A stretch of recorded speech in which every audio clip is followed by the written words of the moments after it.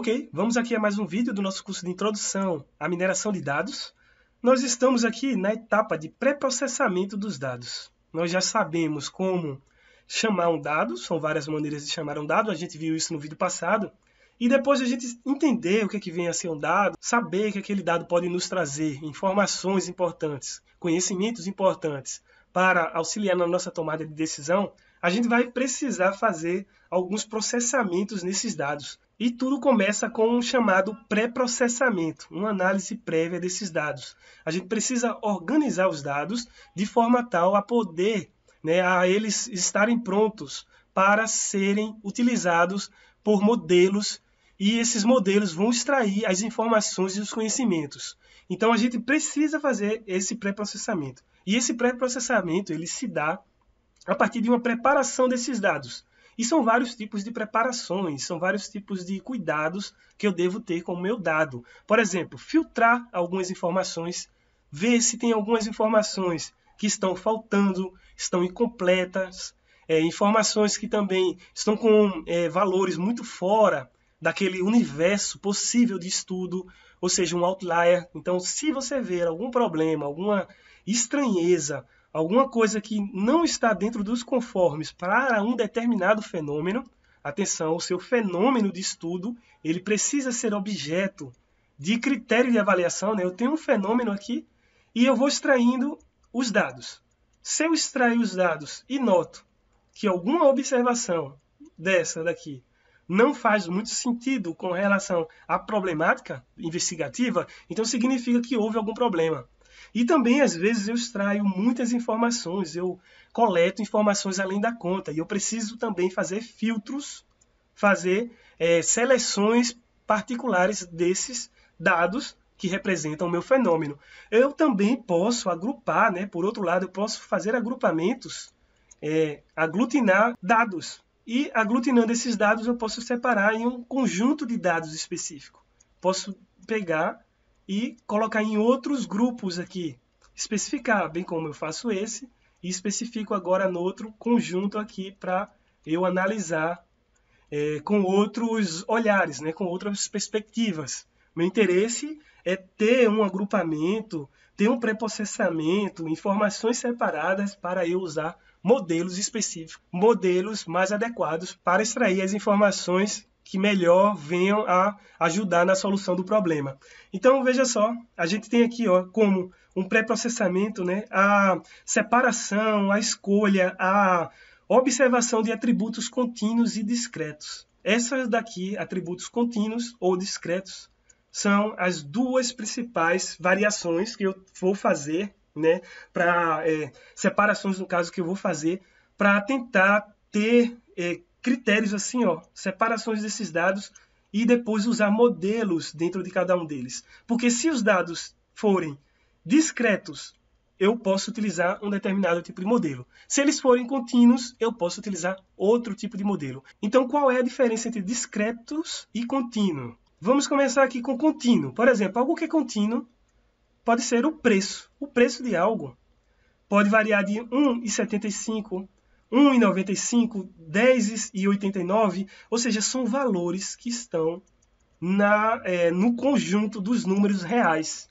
São valores que eu não tenho como especificar pontualmente. Não tem pacotes fechados desses valores. Eu tenho uma infinidade de valores dentro de um determinado range de avaliação. Por outro lado, aquelas variáveis, aqueles atributos com as características de serem discretos, são valores, assim, são valores que têm bem determinado como 1, 2, 3, 4. Eu tenho bem especificado um número para atribuir a uma determinada propriedade. Por exemplo, ou eu tenho um filho, ou eu tenho 2 filhos, ou eu tenho 3 filhos, e assim vai sucessivamente. Eu não posso ter um filho e meio, por exemplo. 1,5, isso aqui não existe. Eu não posso ter um filho e meio, por exemplo.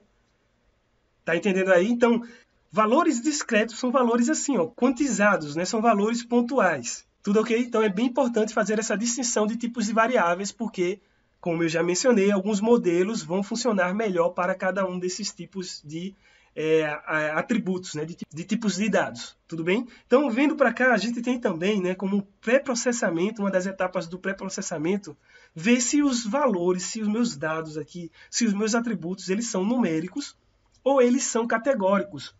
E também a gente pode transferir valores categóricos ou mudar, né, transformar valores categóricos em valores numéricos, bem como a gente pode transformar valores numéricos em valores categóricos nesse pré-processamento.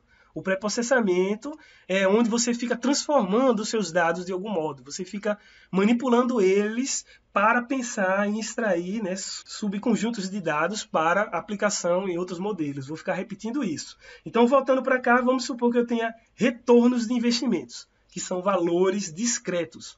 E eu posso pegar esses valores discretos e transformar em valores categóricos aqui, ó, categorias. Uma categoria como sendo alta, baixa, moderada, tá vendo? Então eu posso chegar e dizer, olha, de uma faixa de retorno R1 menor ou igual que R2, que é menor ou igual que R3, nessa faixa daqui, ó, se eu tiver um valor, deixa eu até botar V, esse V2 ele está dentro de alguma categoria, eu posso colocar como sendo um valor alto, baixo ou moderado, vai depender dos valores que eu escolho aqui para botar nesse intervalo de observação dos retornos. Então eu vou agora especificar se aquele meu retorno ele é do tipo alto, baixo ou moderado, e é assim, quando eu observar dentro dessas faixas, eu vou dar esses nomes e assim conseguir transformar algo que tinha uma característica de valores contínuos, valores numéricos, em algo categórico. E eu posso fazer o contrário também. Eu, a partir de categorias, eu posso atribuir números. Inclusive, por exemplo, eu tenho alto, baixo e moderado. Eu posso chegar e criar uma variável dummy, por exemplo, uma variável que vai representar alto. Eu posso dizer assim, ó, o valor alto para mim vai ser 10, algo que é moderado vai ser 5 e algo que é baixo, por exemplo, eu vou dizer que é 2. Pronto. Veja que eu coloquei aqui valores discretos, 10, 5 e 2, para representar aqui alto, aqui moderado, e aqui baixo. Contudo, uma vez que eu tenho essas informações, né, vamos considerar agora categorias alta, moderada e baixa, eu atribuo valores a essas categorias para facilitar o uso de algum método de extração de informações, algum método de machine learning, por exemplo. Tudo ok? Aí veja só, eu dentro do pré-processamento também posso ter uma dimensão muito grande dos meus dados. Posso ter várias informações, vários atributos, à medida que eu faço uma coleta, uma extração temporal daqueles dados. E eu vou precisar, então, reduzir essa dimensão dos dados, a dimensão desses atributos, a partir de algumas técnicas. E reduzir é o quê? Eu tirar, né, eu considerar, eu extrair algumas informações que essas poucas informações, esses poucos dados, eles vão representar praticamente a grande maioria do meu fenômeno ali. Então eu não preciso, né, porventura, vamos supor que eu esteja coletando muitas informações, muitas colunas de dados, eu não preciso utilizar todas essas colunas. Eu posso extrair, por exemplo, umas 3, 4 colunas que vão ser responsáveis, né, por 80% da informação contida numa massa de avaliação.